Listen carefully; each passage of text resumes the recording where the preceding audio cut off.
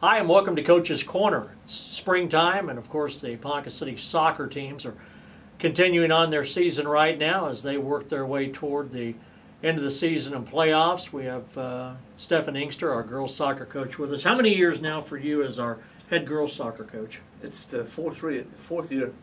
As the head coach? Yes, the head coach, yes. But if anybody knows anything about soccer, you know these kids inside and out.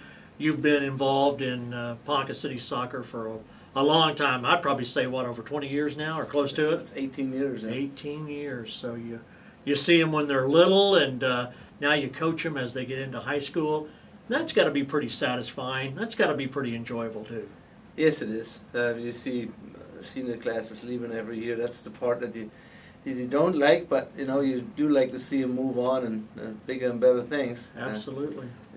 And that class includes your daughter, I believe, correct? Yes, yeah. This year's senior class is my youngest. So yeah, I've been with these kids for a long time. Wow.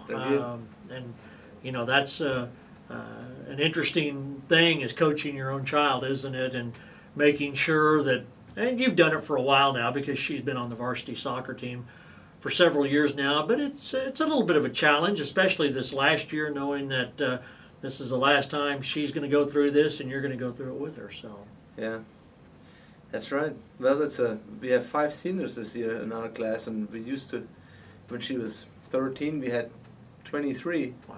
So right before we went to the high school, we had 23 players. We had to split into 2 teams and club ball, and now we only have 5 left that are playing. Soccer's kind of like a lot of sports, isn't it, though? I mean, when they get to high school, there's so many things to do. You lose a few, don't you? Yeah, you lose a few to other sports, of course, and other interests. But we've really seen some downsizing here in Ponca City, as we all know. Right. A lot of people moved out in the last 10 years. Some came back, some new ones came in, but we weren't lucky enough to gain a lot of new soccer players. It's interesting. But you said you've been involved for 18 years. You've obviously seen a lot of growth in our youth soccer programs. The fields that were put up and that the kids enjoy, and so you've seen a lot of that, and you talk about the way it affects the program. There was a time 15 years ago that you couldn't get a parking place out there on a Saturday. I'm sure that the youth programs have seen a little bit of a downsize too. I'm sure too. I haven't been involved in the club in the last few years, and so I don't know exactly what the numbers are, but they seem to be low in some age groups for sure. Yeah. Especially when you start playing competitive. Gas prices are way up. People don't want to travel that much. It's hard on them. It all affects the sports that you play out of town. It's a domino effect, and it's all got a trickle down effect. You mentioned 5 seniors. Are they a good group of girls that are leading your team this year? Yes, they are. Fantastic. We lost 1 senior in pre-season. She scored 10 goals for us. Tina Hernandez tore her ACL, and she's been out. So we really had to step up. There are 4 of them, and Tina is still supporting us very hard every game, every practice. But she just physically can't. But she's there in spirit, that's for sure, and keeps them fired up.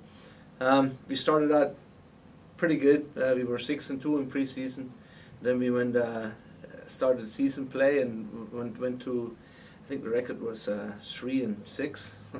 So it wasn't so good. After we lost Tina, and we had to make some adjustments, and we got some players out from the other sports 1st of March, and now we're 3-1 in district. So we're sitting good.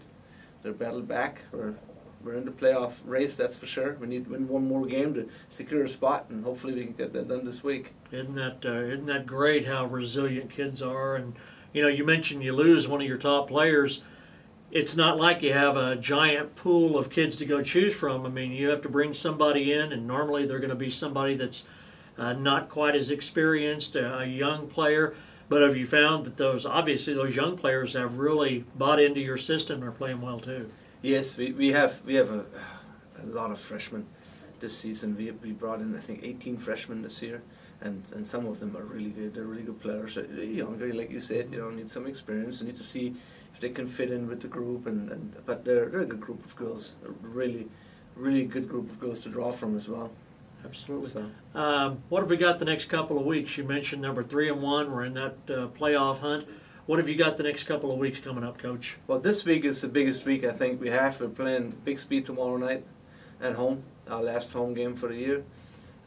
Well, official home game, I guess Right. I would say. You hope maybe there's another one. Hopefully Yeah. we can add a couple to it. And then we play Friday in Stillwater against Stillwater. And then next week we play Union on Tuesday at Union. So I'm hoping we can win all three. Union is beatable this year. They're not as good as they usually are, I think. And if we have a good night, we might have a chance to take one on them. That'll be the first time in my career that we beat Union. So that'd be nice. Stillwater is always a match we want to win, and always kind of decides of who gets third or fourth spot, you know, so we want to win that one. And Bixby, we lost it last year. They got a couple of good players. We scouted them out last Friday down in Stillwater, and I think we can beat them too. So prospects are good. We need one more. That's terrific. And you mentioned if it all falls right, that's a major advantage if you can work yourself into a spot where you can play at home in that first round of the playoffs too. That would be fantastic. Yeah, that would be. We only have, since I've been coaching here, the only time we've done that was with the 2010 class.